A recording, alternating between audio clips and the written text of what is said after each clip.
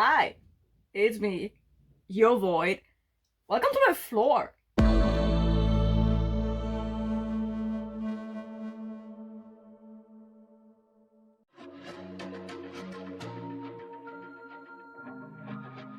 Today we are on my floor because I wanted to introduce my amazing book card to y'all, which is just a fancy way of saying I ran out of room on my shelves, so I took almost all of my unread books off my shelves and put them in the book card. Because of course that's what we do, right? Instead of getting rid of books, we just find new places to store them. Every single book in this card is unread. Not one of these bitches is read. I have a couple that I started back here, some soft DNFs, but everything you see has not been read. The fact that this card is full and does not hold all of my unread books tells you a lot about me and my reading. So yeah, I decided we go on a little tour of this thing because I actually have a system. Because of course I have a system. I am autistic and I am German. Of course I have a system. So come on a little journey with me. First up, first row. In this we have all the traditionally published books that I have yet to read. Half of it is from Orbit. If you know my favorite reading genre, you know why all of them are Orbit. I think all of them in front of here are actually Orbit. Down here we have a couple of magnets because this card is also the only place in my room that is magnetic or like made from metal that can hold magnets. So I put all of my magnets here because every time I go a place, I like to collect a postcard and a magnet. If you ever wondered where I've been in the world, check my magnets. Also, obligatory coffee dad joke, because yes.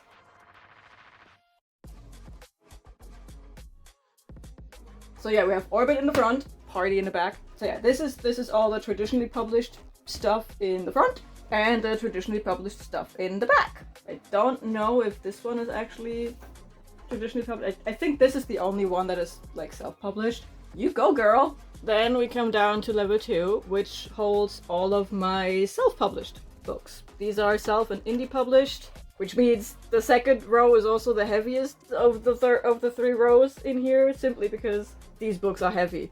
They have so thick, but like the paper of these is so thick, and I don't even know why they are so thick. It's ridiculous. Here we have all the self and indie published books, and yes, but most of them are smut. What can I say? But on here we have a couple of my favorite authors. We have Alessia Faust with the Sex Wizards series, which everyone should read. We have Clear Evans, Katie Roberts, we have Lillian Lark, because of course we have the Guide to Dating Vampires, which also everyone should read. Go do it. And down here we have the magnets from my trip to America, when I went to Florida, mostly for Universal and Disney, but we also went to Miami, so I had to pick up a little magnet from there. We went to NASA, of course. We were a week early for a satellite launch, which is very sad, so we only saw the door open, which takes 2 weeks. Like, it takes 2 weeks to go from A to B, that place. It's ridiculous. In case you didn't know, I am a space nerd. And this one's from Las Vegas. I never went to Las Vegas. My mom got me this when she was in Vegas. So this is my self-published things from the front. Don't punch NASA in the face. And this is shelf 2 from the back. Now, you may notice that neither this nor this is self-published. It's not. That is because these are my started.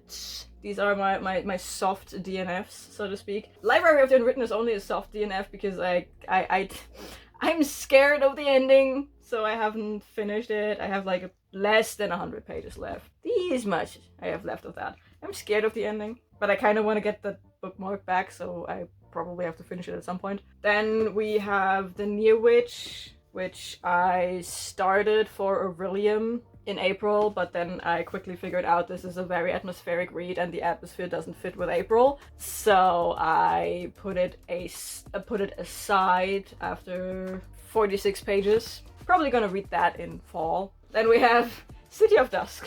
This book will be the end of me. Microscopic print, very dense world building, and so many characters. I'm like 150 pages into this. I read a chapter every now and then. It's like 10 pages a chapter.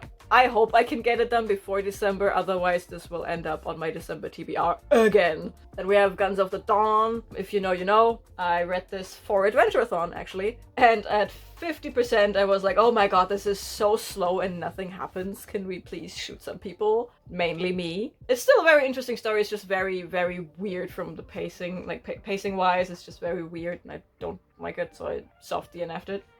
And then we have these three, which are, again, indie published books. Two of them are smut, because of course they are.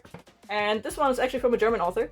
I said it time and time before this year that I want to have more authors from my own country on my shelf. This is an indie published fantasy by a German author. So far, there are 2 books out, I think 2 or 3 books. I will see if I like it. I hope it does. It sounds interesting.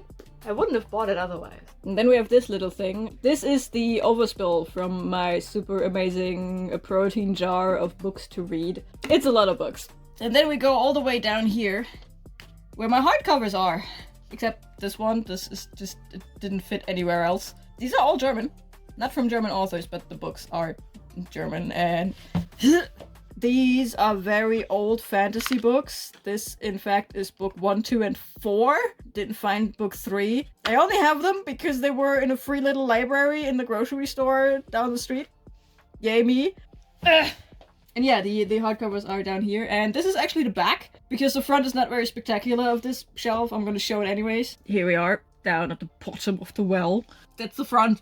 That's legit the front. I have not yet read Cemetery Boys because a friend gifted this to me and she wanted to buddy read it with me, and she currently has no time, so this is going to wait a little longer. Sorry, Kirsty. And behind it is the next book by Jonathan Sims, head archivist of the Magnus Institute, London.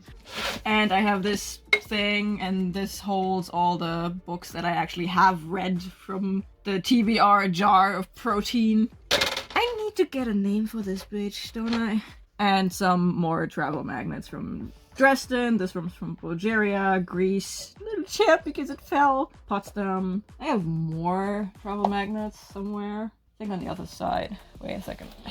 Yes, so I have more magnets. Again, obligatory coffee reference because duh, it's the truth. There's another one from Bulgaria, another coffee one, and Praha, where I went for a school trip. This is the giant ass, very fancy clock they have on their main, like, city plaza thing. As you can see, we have some more magnets on the oven and the microwave. Mostly, this is again from Dresden, Garda. This is Garda Lake. I don't know. It's a nice lake place. This is from the Christmas market in Nuremberg, which is a pretty fancy and famous Christmas market, I think. And then we have another one from Rome. We go there a lot, simply because family things. Well, technically we go to a place that is about 90 minutes drive away from Rome, but yeah, we go to Rome a lot, which is why we also have this magnet. I like this one because this is the creation myth of Rome. Yeah, don't fall. But yeah, we have a lot of magnets from places we travel. That's my book card. Now you know what's on my TBR for the most part, I guess. Yeah, if you spotted something that you would like me to read that I desperately need to read because it will change my life for better or worse, I don't know, let me know. But yeah, that's my book card. I love her very dearly. I hate to move her around because she's heavy and she doesn't have the best legs to stand on, but she's doing her best. She's doing her best. I'm very grateful that she's holding all my unread books. But yeah, that's it. Bye.